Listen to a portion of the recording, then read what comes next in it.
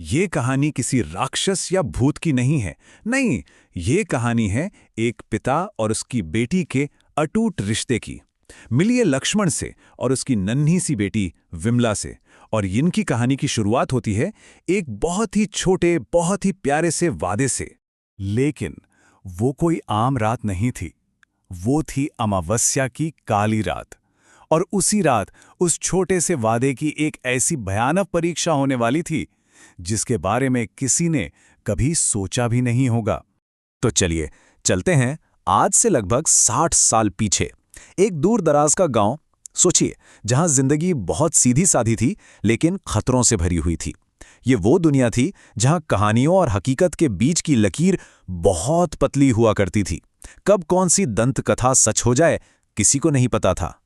घर में एक जश्न चल रहा था। सब खुश थे, सब मगन थे। और ठीक उसी जश्न के बीच विमला गायब हो गई। अचानक, कोई आहट नहीं, कोई सुराग नहीं। बस जैसे रात के अंधेरे ने उसे निगल लिया हो। पूरा का पूरा गांव उसे ढूंढने निकल पड़ा। एक एक घर, एक एक गली, हर खेत, हर कुआं, सब कुछ छान मारा। लेकिन विमला का कोई नामो निशान नहीं मिला। ऐसा लग रहा था मानो मानो जमीन फट गई हो और विमला उसमें समा गई हो। तो अब जब सारी कोशिशें फेल हो गईं, जब हर रास्ता बंद हो गया, तो हताश परिवार ने गांव के पुजारी का दरवाजा खटखटाया। एक ऐसे इंसान का जिनका ज्ञान इस दुनिया की सीमाओं से कहीं आगे था। और पुजारी ने जो कहा, उसे सुनकर एक पल के लिए तो उम्मीद जगी, लेकिन अगले ही पल दिल में खौफ बैठ गया।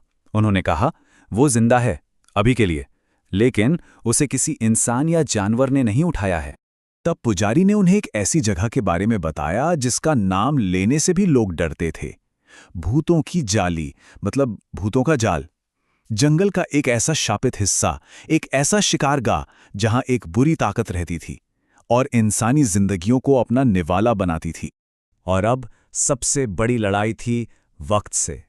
वक्त जो रेत की तरह हाथों से फिसलता जा रहा था।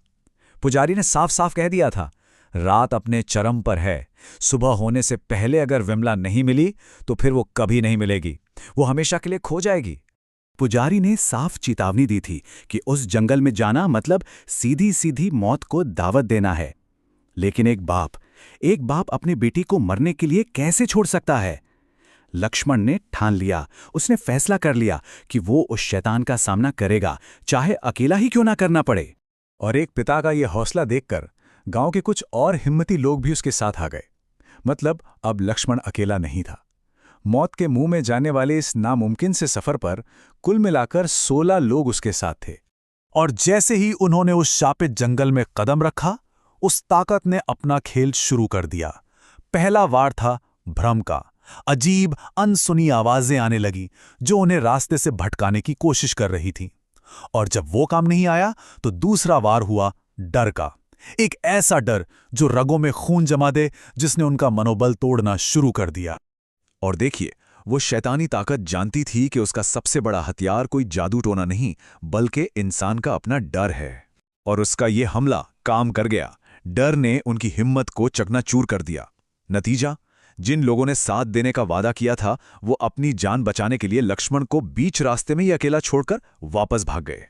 तो अब लक्ष्मण के साथ बस गिने चुने लोग ही बचे थे। वो उस खौफनाक अंधेरे में और गहरे उतरते चले गए। और फिर आखिरकार उन्हें वो दिखाई दिया जिसकी उन्हें तलाश थी। घनी कांटेदार झाड़ियों के ठीक उस पार एक बहुत बड़े बरगद के पेड़ के नीचे विमला खड़ी थी, एकदम खामोश, बिल्कुल चुपचाप। लक्ष्मण की जान में जान आई। उसने अपनी बेटी को पुकारा, विमला। वो पलटी, लेकिन जब उसने मुंह खोला तो उसमें से जो आवाज निकली वो विमला की नहीं थी। वो एक बहुत ही भयानक, घिनौनी, सदियों पुरानी और नफरत से भरी हुई आवाज थी। और बस उसी पल वो खौफनाक सच सबके सामने आ गया। विमला अब विमला नहीं रही थी। उसके शरीर पर जंगल की उस शैतानी ताकत ने कब्जा कर लिया था। वो बस एक कठपुतली थी। अब उनकी बची खुची हिम्मत को भी तोड़ने के लिए उस राक्षस ने अपना आखिरी और सबसे घिनौना खेल खेला। उसने उन्हें भ्रम दिखाए। एक भ्रम में विमला का कटा हुआ सिर दिखाया, फिर उन लोगों की लाशें दिखाईं जो डर कर भाग गए थे। उनकी लाशें पेड़ों से लटकी हुई थीं। वो बस एक ही बात साबित करना चाहता था कि डर ही उसका सबसे बड़ा हथियार है और अब उम्मीद की कोई गुंजाइश नहीं बची। अब आप सोचिए, लक्ष्मण बिल्कुल टूटने की कगार पर था। सारी उम्मीदें खत्म हो चुकी थीं और ठीक उसी पल जब सब कुछ खत्म होता दिख रहा था, उसे अपने बचपन की एक कहानी याद आई जो उसकी माँ उसे सुनाया करती थी। उसे याद आई देवी चामुंडा की कथा।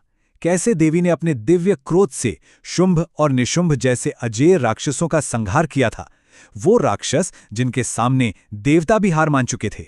उसे याद आया कि वो क्रोध निर्दोषों की रक्षा के लिए जन्मा था और उसे अपनी लड़ाई में एक समानता दिखी।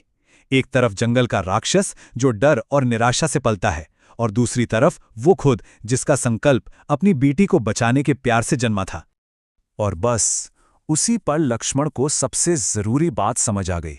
उसे एहसास हुआ कि इस राक्षस की असली ताकत उसकी अपनी शक्ति नहीं है। नहीं, उसकी ताकत है देखने वाले का डर। वो हमारे डर को ही खाता है, उसी से पलता है, उसी से मजबूत होता है।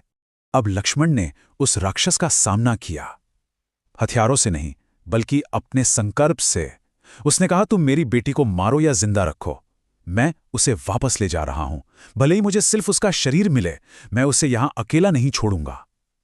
ये एक पिता के प्यार की ताकत थी, एक ऐसी शक्ति जिसे कोई शैतान समझ ही नहीं सकता। और बस यही वो पल था जब सब कुछ बदल गया। एक पिता का प्यार एक ऐसी ढाल बन गया जिसके सामने उस राक्षस का हर वार बेकार हो गया, और उसका साहस वो एक ऐसा हथियार बना जिसने उस शैतान की पकड़ को हमेशा के लिए तोड़ कर रख दिया। आखिरकार वो जंग खत्म हुई। एक पिता जीत गया, वो श्राप टूट गया, और लक्ष्मण मौत के मुंह से अपनी बेटी को, अपने सबसे कीमती इनाम को वापस घर ले आया। और घर आकर विमला ने सिर्फ एक बात कही, अब मेरे बाबा मुझे कभी छोड़कर कहीं नहीं जाएंगे। तो ये कहानी हमें एक बहुत ही जरूरी सवाल पे लाके छोड़ देती है।